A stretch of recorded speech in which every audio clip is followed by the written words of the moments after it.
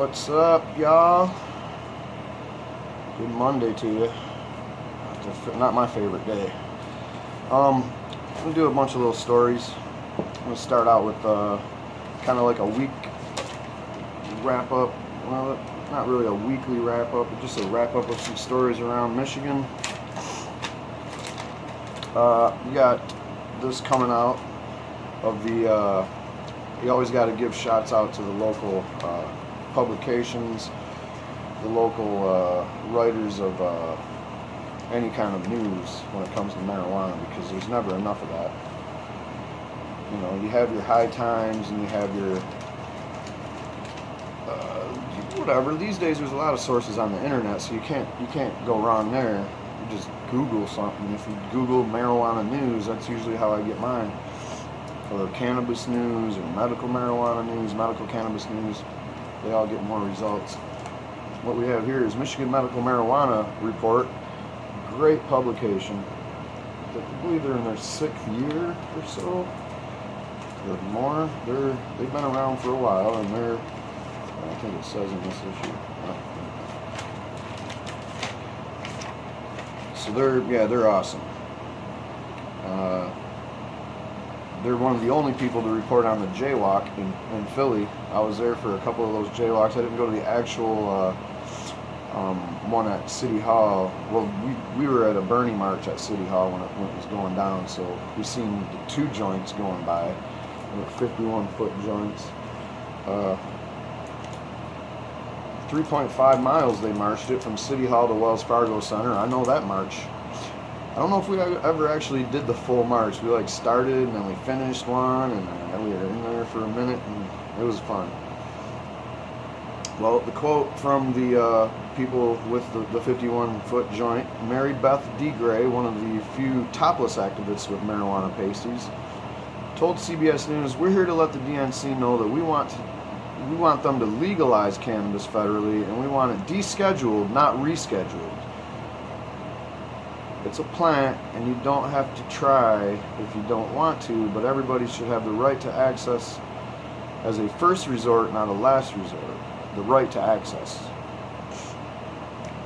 Okay, earlier last month, the Democratic Party called for the drug to be downgraded in the Controlled Substances Act, removing it from Schedule 1 spot, but so many advocates don't feel that is enough.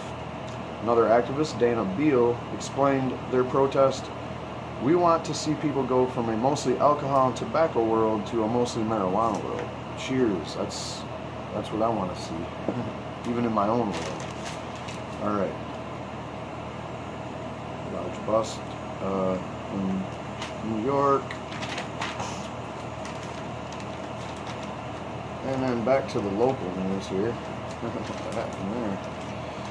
U of M study. Marijuana and dopamine receptors.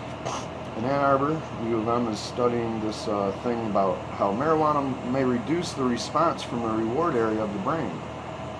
Maybe. You know, what this means is that, say like you need a cup of coffee to wake up in the morning. Well, apparently if you smoke a lot of weed, you're going to need a little more coffee.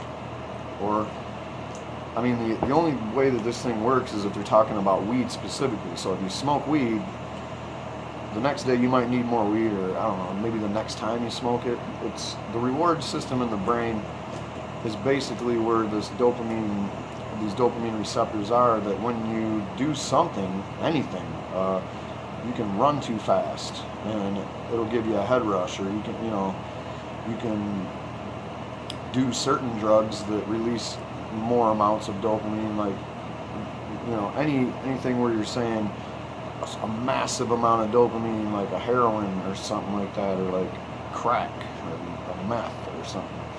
That's probably bad for you because it'll wear those receptors out. So, but what they're saying is marijuana makes all things require you to do more of it to activate that reward system. Now, I kind of think that makes sense, and I don't see a problem with that. It's not going to take that reward system altogether out of the equation. It just makes it so that you don't, get that big of a reward for something, say, running too fast. It used to give you a head rush and make you see little stars and stuff, but now it just makes you kind of get a head rush, and now it's not really that big of a deal. Well, you don't really need, once you learn something, you shouldn't have to get a super big time dopamine payoff every time you do it, Kind of makes sense, to be honest. And it kind of seems like your brain should already act like that, especially with substances. And I'm pretty sure that most substances do, and people have different different levels of dopamine buildup or tolerance, as it's called. So that's okay. Anyway, the only other thing on this study is that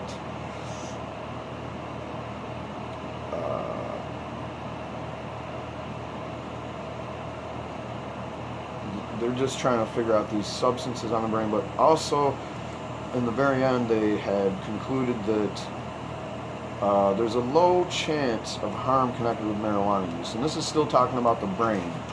The brain has a lot of functions and does a lot of things. And after all the studying they did with these dopamine receptors and the reward system and the tolerance and all that stuff, the only thing that they came up with that's really conclusive is that it's not even really doing any damage while all this is happening. So, cheers to that. Another dispensary ordinance, this time at the Capitol in Lansing. This would ban establishments from being within 1,000 feet of schools and child care facilities.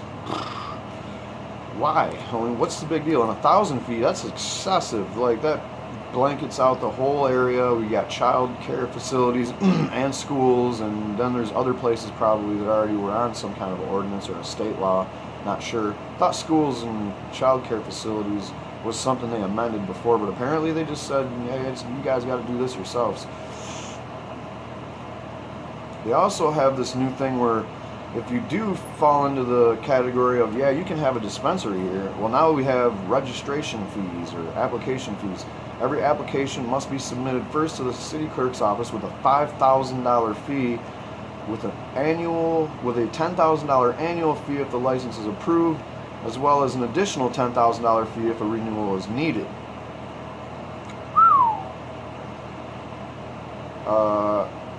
And you wonder why the price of weed is so high at dispensaries and the quality of weed is such garbage. Because a lot of people are just participating in this black market. Basically, if you know somebody that grows medical marijuana, you can probably get much better prices, and to them it's more convenient for them because they just develop like a tight-knit group of people that they distribute to, and they don't have to worry about, oh, I'm going to go get ripped off at this dispensary because my product is actual medical marijuana, where they're going to buy it for the same price as some yahoo that grew some garbage, and now you're getting paid the same amount as this guy for doing twice the work because you grow organically like I do. That's a lot of fees. If the license is denied, and the applicant will be returned $2,500 of their application fee. So that's only half. You pay $5,000 for the initial application, and then you only get half of it back if they say, we didn't like your application. Here's half of your $5,000 back. Whoa. All right, so Michigan cities don't get it. I live out here in the country, and they get it out here. Access is important, and it helps everybody, and it makes, one of the quotes from a town not too far from me, the mayor there said, or the police chief or somebody, I think it was a police chief, he said, we like the dispensaries because we know where they're at. We know where all the weed activity's at, and nobody's doing anything that hurts anybody else, so we like it. You don't have people selling weed at the gas station and over at the apartment complex in the parking lot. That's nuisances. This is good because people have to go there, go inside. You have to have a registration card, a marijuana card, to even get in the door. So that eliminates a lot of potential the weed falling into the wrong hands. So these rules and regulations on dispensaries in Michigan are ridiculous. All right, next. New church celebrates cannabis. Awesome. So another thing in Lansing, there's all good news in Lansing too sometimes. There was about 50 people at the opening of the new church, the first cannabis church of Logic and Reason in South Lansing last month. Jeremy Hall, founder of the church, would like monthly meetings to celebrate cannabis spiritual properties, Paul specifically uses the word spiritual as the religion has no ideology, no text, and no prophets, which is how it should be. You know, it should be that way. It is that way. All that other stuff is made up bullshit. But anyway, I digress. Cow describes the church as BYOB, or bring your own beliefs, using marijuana as a common factor between each individual. Paul would also like the church to elevate the community and show we aren't a drain on society or a bunch of unmotivated criminals. One of the things they've done is they've given out 100 hygiene kits to those in need, as well as handing out fans and water on hot summer days. And there's been a lot of those this year, like 90s and above, almost all summer. Baked goods and joints were available to medical marijuana card holders in a room near the congregation area. And there was a report of one protester, but overall, all claims that the community reaction has been a positive one. And good for you, Lansing, good for you, this new church. The first Cannabis Church of Logic. I can't wait to go there. They have a meeting once a month. If I try to remember, I'll put this link in the description for any information leading to them. And finally, the last story, I just want to do a quick one on it because it's here, but I'm probably going to get more into this as anything happens in this story, which hasn't yet, thank God. But what we have is another Michigan using junk science and $2 tests to put people in jail if it happens. I haven't seen it yet. Roadside drug testing. Michigan State Police are currently working on plans for a pilot program to allow random roadside drug testing. The Michigan State Police will pick 5 counties to test the program for 1 year. The drug test would be a saliva-based test to check for marijuana, cocaine, and heroin. The counties would be chosen based on the number of impaired drivers arrested, the number of impaired driving crashes, and the number of drug recognition experts trained in each county. Let's get down to the nitty-gritty. We know what these counties are going to be. 5 counties. Why'd they even pick that number? Well, let's see. There's 5 counties in Michigan where there's an astronomical amount of arrests.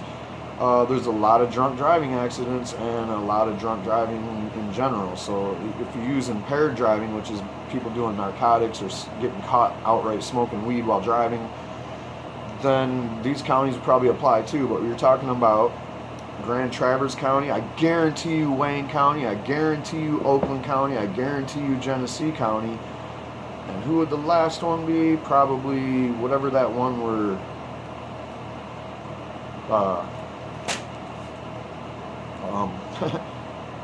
Excuse me, I can't even think of the name of the town, but I was just saying to you. Well, anyway, they're the 5 biggest counties. They're the 5 counties with the most cops. They're the 5 counties with the most people in jail, the biggest jails. Hell, Macomb County even has a prison in downtown. Then there's all this prohibition going on in Oakland County. We know that they want to do anything. If they didn't get involved in this pilot program, I would be surprised. They probably wrote it. That's where the Republican base is in the state, besides Lansing, the capital. So anyway, the program is being implemented after the Barbara J. and Thomas J. Swift law was passed, named after a couple that was killed when a tractor trailer crashed into their Malibu. Now that's why I want to go in depth with this story, and I will be very shortly because we want to know exactly what happened there, but I guarantee you the guy wasn't just smoking weed and crashed into these poor people. But the driver of the tractor trailer was found to have THC in his system when tested at the hospital after the accident. When did he smoke it? A week ago? A year ago? Governor Snyder told MLive the 5-county pilot program will be used to help determine accuracy and reliability of the tests. Oh, so you don't even know if the tests are accurate, but you're going to put people in jail because they fail them. What the hell, man? Well, let's just see. Anyway, Neil Rakind, the founder and attorney at Rakind Law, opposes the legislation, stating the criminal justice system wants to take science and turn it into a fast, easy utility. Science is neither fast, easy. Either way, Michigan will be setting a dangerous precedences. There are 99 DREs in 37 counties, and the saliva test will be administered by the DREs. Oh yeah, that's the drug recognition experts. 97 and 37 counties along with 12-step evaluations. So I guess these drug recognition experts, I don't even know what these people have to do to qualify as that. Like, oh yeah, I can tell when someone's high. Well, that doesn't make any sense. These tests don't make any sense. The science behind them is garbage, especially for marijuana, especially for the fact that, yeah, maybe this guy that hit these people with his box truck, maybe he had THC in his system. Was that any kind of a cause for the accident to happen? We don't know. Maybe he was tired. Maybe he was drinking alcohol. Maybe something else was a factor, and marijuana was in his blood. Because guess what? Marijuana stays in your blood, and you can fail a urine test anywhere from a week to 2 months, depending on various variables. That any kind of way to test somebody for marijuana to see if they're impaired on the spot is a failed science. There's no science to back it up. And furthermore, if you want to know if someone's too impaired to drive a motor vehicle or not, just watch how they drive. Marijuana, proven several tests I can cite, that is not dangerous to drive on marijuana.